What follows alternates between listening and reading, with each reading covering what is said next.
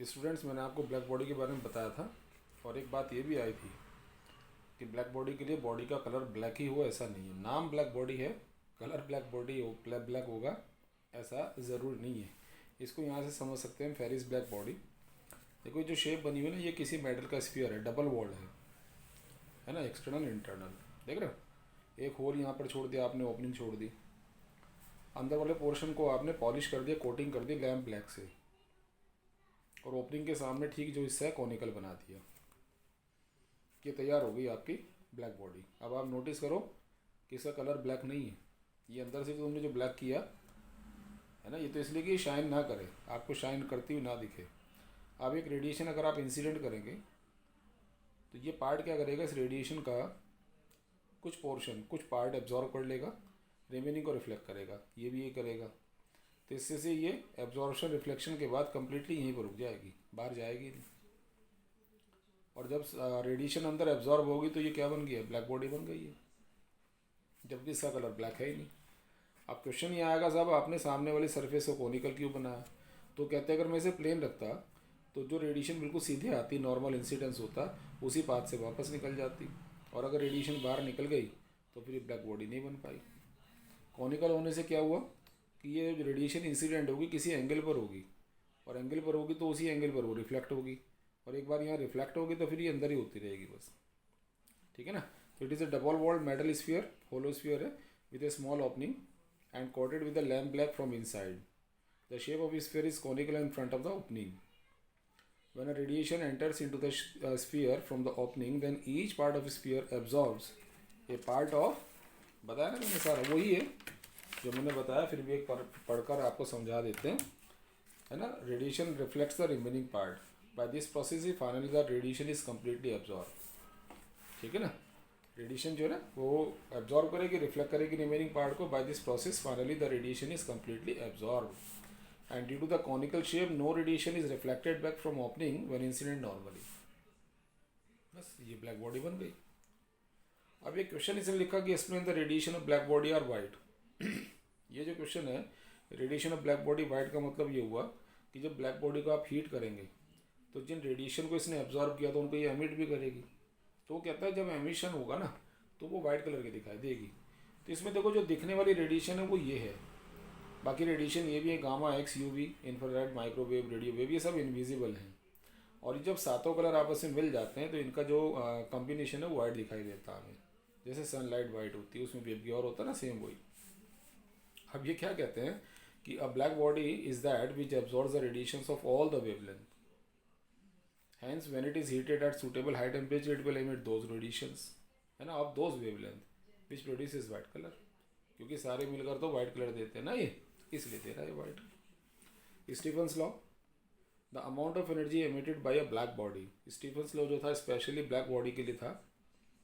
The amount of energy emitted by black body per unit time per unit area is directly proportional to fourth power of absolute temperature. यानी कि आप समझिए, इसका मतलब समझिए कि अगर E भी the energy emitted by a black body है in unit time by unit area, then at absolute temperature T, temperature absolute है, केल्विन में जिसे कहते थे, तो E प्रोपोर्शनल टू T की पावर 4 सिग्मा T4। इस लाइन का मतलब पता क्या है कि अगर आप टेम्परेचर को पहले से डबल करोगे तो जो एनर्जी एमिटेड है पहले से 16 टाइम्स हो जाएगी, पावर 4 है ना एक्चुअल में। इसका मतलब टेम्परेचर में माइनर चेंज करेंगे तो जो एनर्जी एमिटेड है उसमें की वैल्यू में काफ़ी ज़्यादा चेंज आएगा। ठीक है, सिग्मा स्टीफन्स कांस्टेंट है, और अगर मैं ये निकालना चाहूँ total energy emitted by black body कितनी है, तो एरिया और टाइम से मल्टीप्लाई कर देंगे, ये ब्लैक बॉडी से टोटल एनर्जी एमिटेड आ जाएगी। अब इसमें जैसे पॉइंट है एनर्जी एमिटेड बाय बॉडी जो ब्लैक नहीं है, तो क्या होगा साहब, per unit time per unit area. ये जो फार्मूला सिग्मा T4 आपने लिखा हुआ है, इसमें एप्सिलॉन को मल्टीप्लाई कर देंगे, जिसको आपने नाम दिया था एमिसिविटी ऑफ बॉडी, जो हमेशा 1 से कम होगी। और अगर आप टोटल एनर्जी निकालना चाहेंगे बॉडी से कितनी निकली, सिग्मा T4 80 एप्सिलॉन। ठीक है।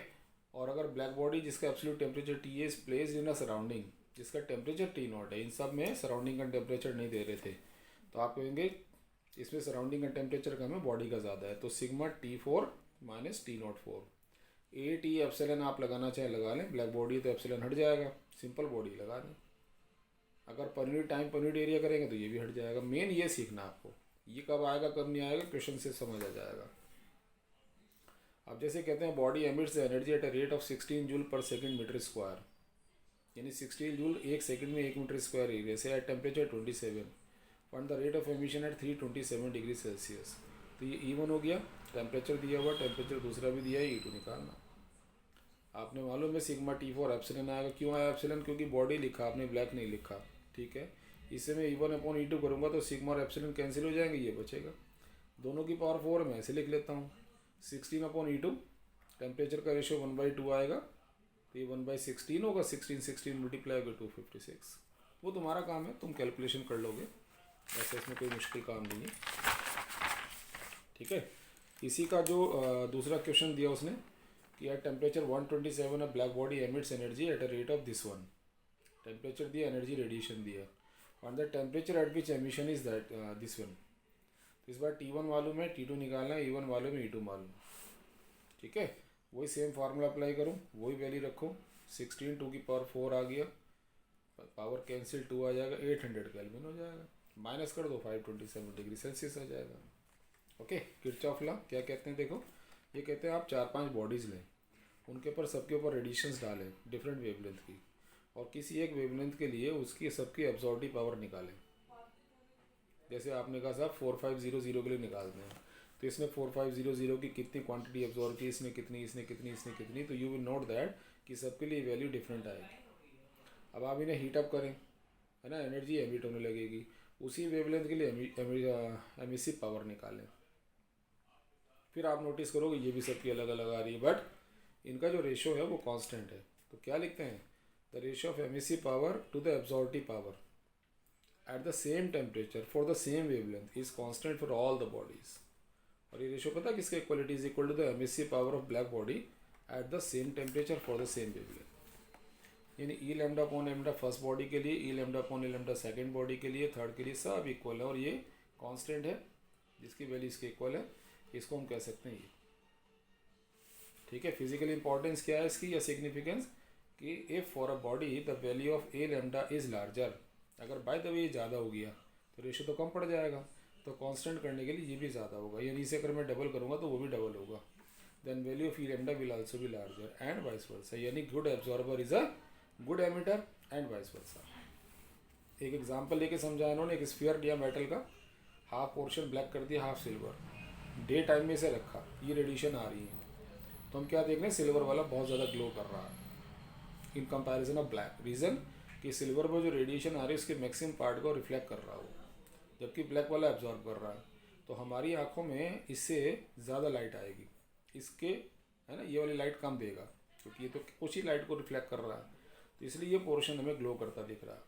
अब जब हम इसे एक डार्क रूम में रख देंगे इवनिंग के टाइम में, तो अब ये रेडिएशन को एमिट करेंगे, क्योंकि इनका टेम्परेचर तो ज़्यादा हो चुका है।